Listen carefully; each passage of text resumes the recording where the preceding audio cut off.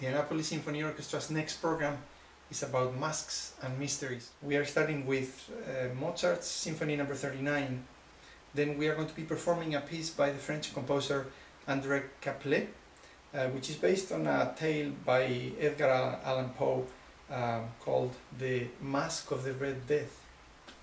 And to finish the program, we are going to be doing Edward Elgar's variations on an original theme, or as they are traditionally known as Enigma variations.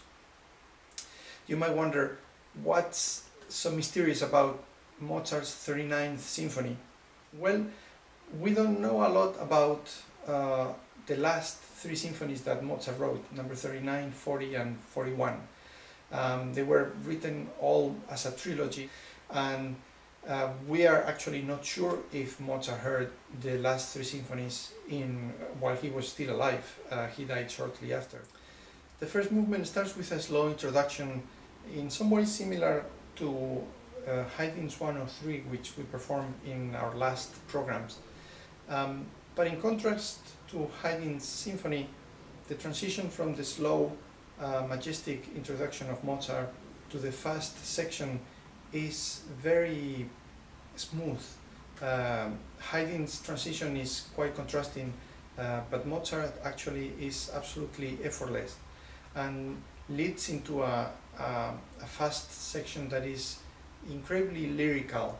The second movement is full of eloquence, and the third movement is the typical minuet and trio. But actually the minuet is less typical because it has to do more with the Austrian Landler that, again, Haydn uses more often. The interesting part about the third movement is probably the brilliant use of the clarinets in the trio.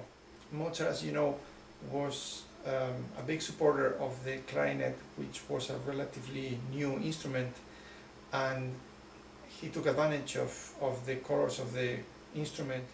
It's a brilliant combination of lyrical and humor, but always, as is typical of Mozart, with a great sense of balance.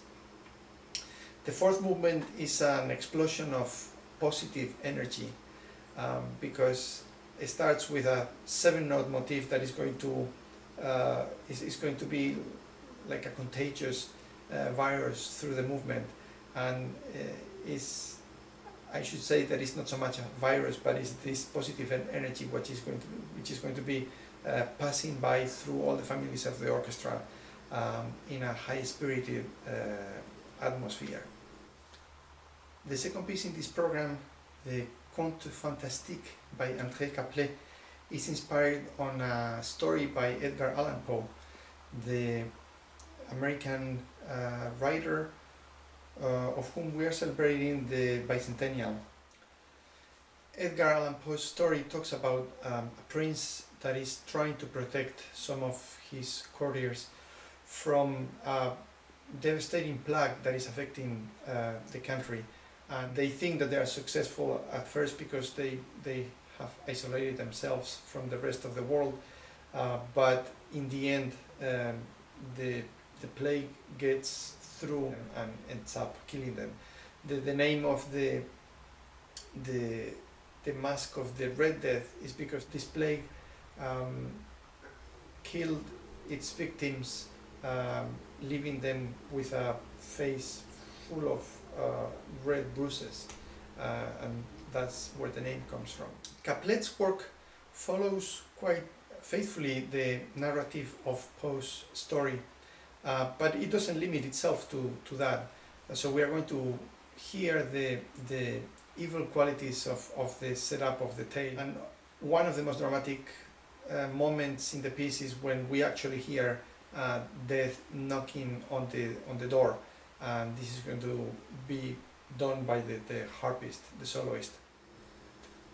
The last piece in our program is Edward Elgar's Enigma Variations, and obviously this is a major piece of the symphonic repertoire, which helped Elgar to achieve the international reputation that he had as a composer. Pretty much overnight, this was one of those success stories. And also this piece is pretty much the presentation card of British music into the symphonic repertoire. This is also an interesting piece about one theme that is supposed to be the enigma, and then variations on that theme. And the interesting thing is that each variation is depicting one of Elgar's friends. Elgar chose a few of his friends, not necessarily the most important ones, but a few of the friends that he thought they had a strong personality or some strong peculiarities that were going to be very appropriate to depict in musical terms. So this is what he did. The first person that he uses in the first variation actually is Elgar's wife, Alice.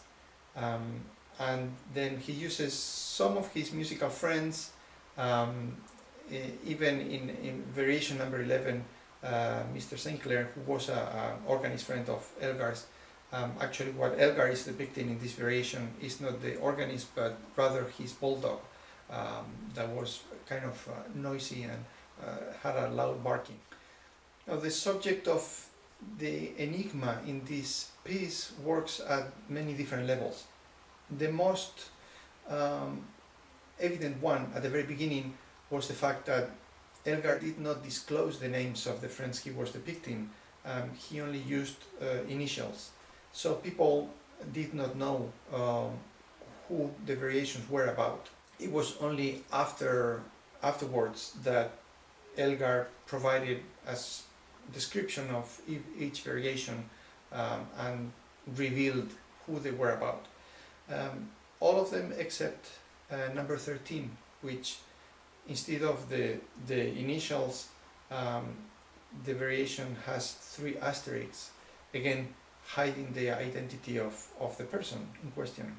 Now most people think that the person in this 13th variation is Lady Mary Ligon, because she was on a trip to Australia when Elgar wanted to ask permission to disclose her identity.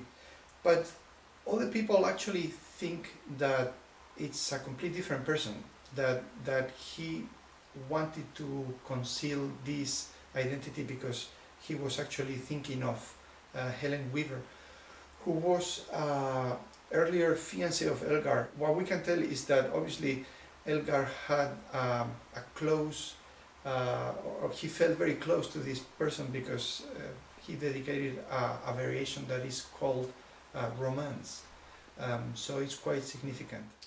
Another source of enigma in this piece is the fact that Elgar himself claimed that the main theme wasn't necessarily what it appeared at the very beginning, but that it was hidden through the piece. So many musicologists have been speculating about what he meant with that, and we don't really know for sure. What I personally think that at this point it is really irrelevant, that the symbology of all the mysteries behind this piece are not going to make this piece any better. For me, one of the most interesting things about this piece is the psychological study of each character. Basically, the 14th variation is a self-portrait, again using the theme that has been used for all the other friends. And the last variation is the longest one, the most complex, but it's also the one that achieves the most success musically because it has a longer span of time to develop.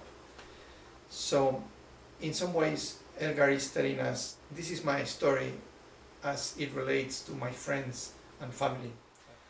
So this is an interesting, mysterious autumnal program from the unclear origins of Mozart's late symphonies, going through the spooky sounds of the harp in this piece inspired by Edgar Allan Poe, and finishing with the many enigmas of Edward Elgar's major symphonic composition. I hope that you will enjoy this program, and I hope to see you there.